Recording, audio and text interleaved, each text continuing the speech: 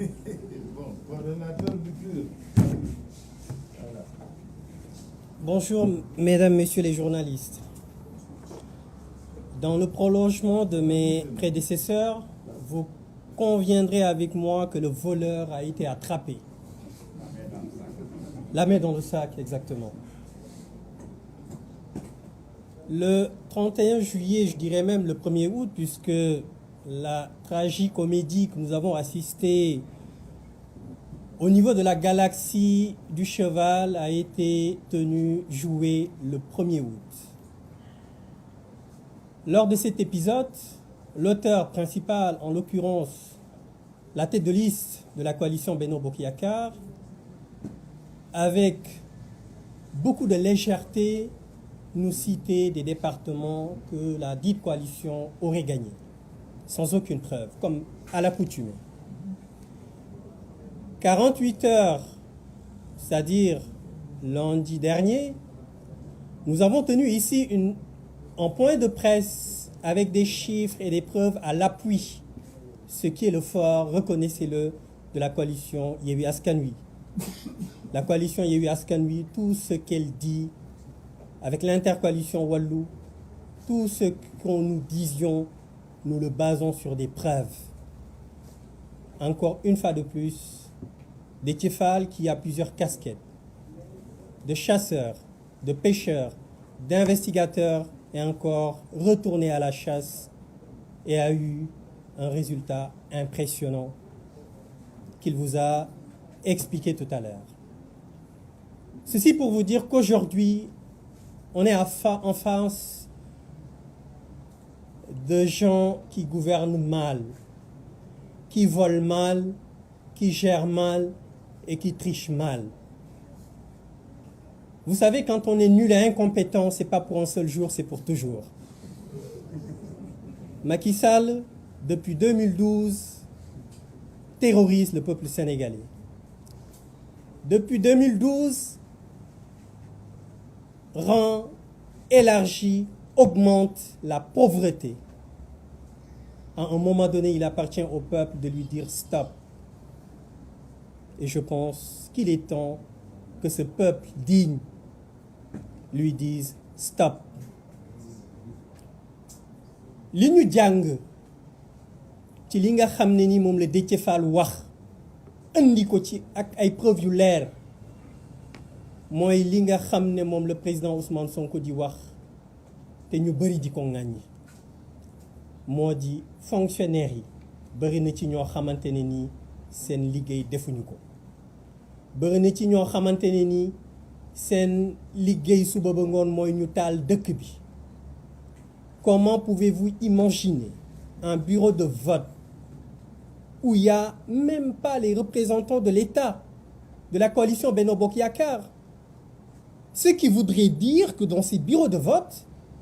l'administration, les fonctionnaires qui étaient dans ces bureaux de vote-là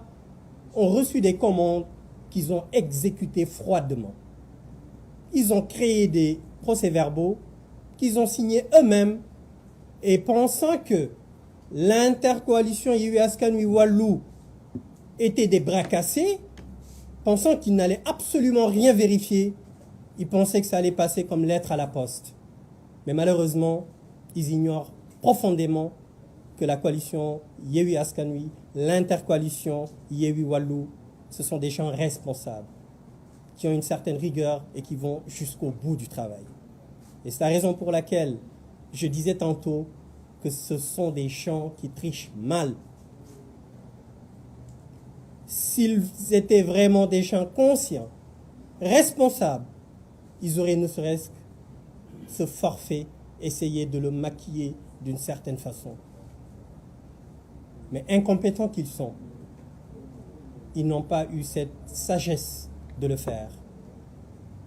moo tax li may wax askan wi lay waxal ñëw nañ ci investiture yi Macky Sall ak ñi mu àndal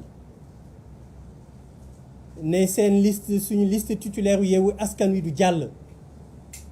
ñu xeex def lu ne am ñu ñaan ñun ñu xam dans notre profonde conviction que ni même suñu ay suppléants danañ leen tëj ñu ne leen léegi danañu wàcce ci terrain bi ànd ak suñu ay suppléants ñu taxaw wan leen ne le bëggu leen ñu bokk waaye suñu ay suppléants danañ leen tëj puisque Sénégalais yi bëggatuñ leen ñu ngeen gis li xew ci campagne bi moom laa doon wax barke démb fu ñu génn ñëpp ànd ak ñun ñoom fu ñu génn ñu leen di yuuxoo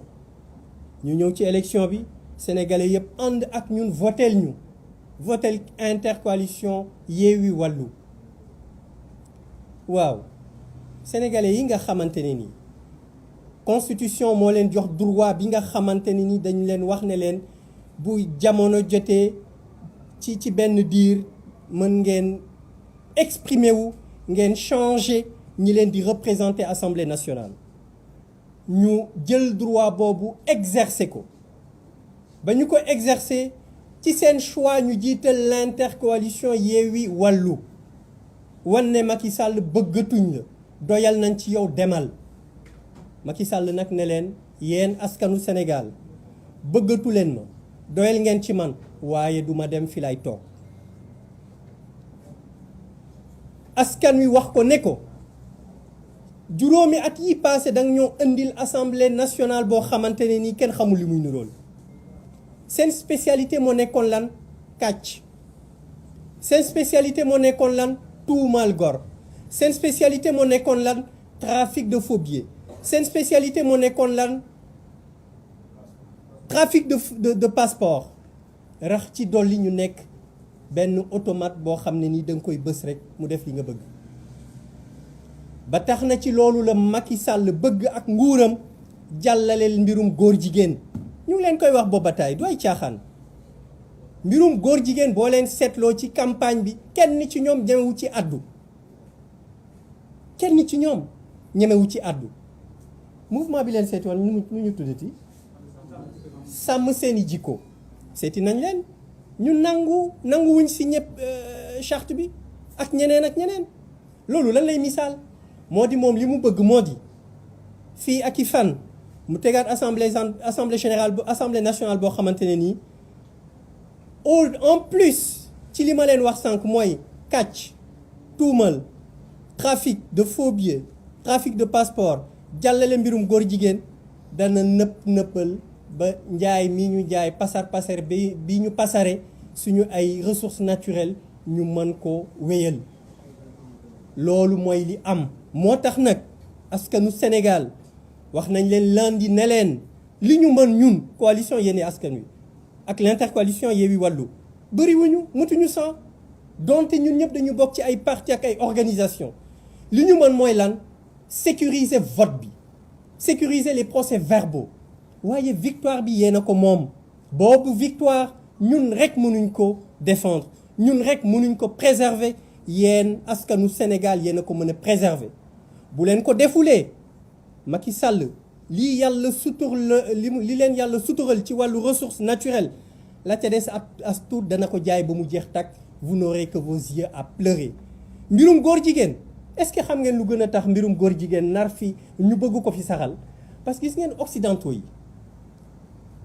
dañu jàpp ni fii ak at yi ñuy jëm ci kanam population Afrique de façon générale danañu am benn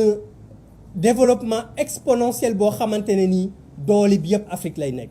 et pour ñu mën a tënk jeunesse boobu pour ñu mën a noot jeunesse boobu il faut ñu def ba jeunesse boobu majeure partie yi nekk ay góor jigéen ba góor jigéen yooyu ay lobby la yu nekk Occident donc Occident dana jëlaat amaat la main ci jeunesse su Afrique donc loolu moo tax ñuy wax suñu yaay yi di ko wax suñu pap yi di ko wax suñu nijaay yi di ko wax suñu mag yi ne leen jóg leen taxaw xam nga lu war a dakk ci dëkk bi injustice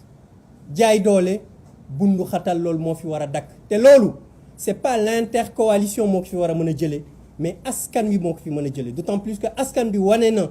dimanche li ñu bëgg loolu ñu bëgg nag yéen rek yéen a ko mën a préserver te ñu xam ne ki ñu ko seqal dañuy wax ne boo nguur bu naree daanu ñëpp danañu xam ne dafay daanu moom rek moo dul xam ne du daanu